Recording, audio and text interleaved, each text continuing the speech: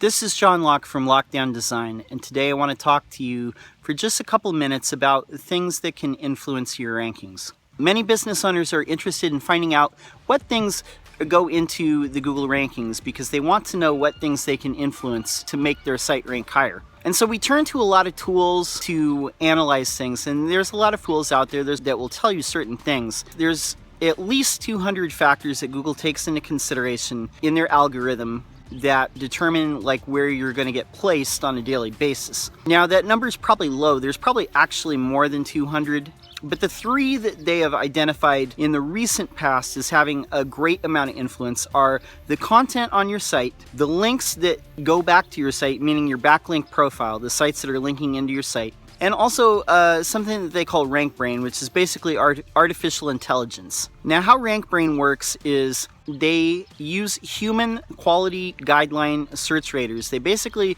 tell them to go out and do some searches and look at sites and evaluate them. And they use this information that the human search raters look at in the sites, and they write algorithms to try and mimic what human searchers are finding. They're trying to write algorithms that duplicate what human beings would choose. And this RankBrain, this artificial intelligence, is still in early stages. It's probably at the intelligence level of a young child at this point, if you want to use an analogy. But basically what I want to focus on today are things that people get obsessed over that maybe they make a little bit of difference, and things that will make a bigger difference in your rankings.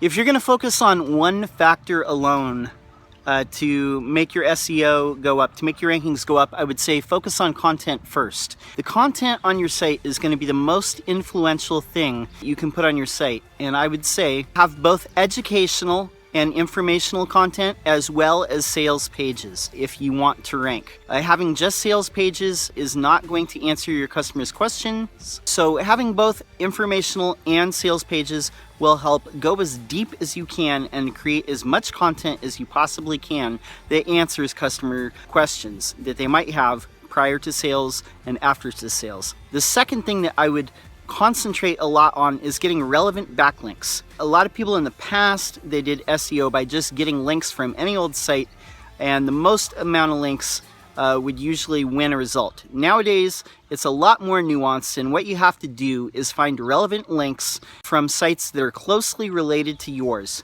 If you're not doing link outreach, or you're not having someone do link outreach for you and link building, that's probably something that you should focus on. Now there are a lot of other factors in SEO.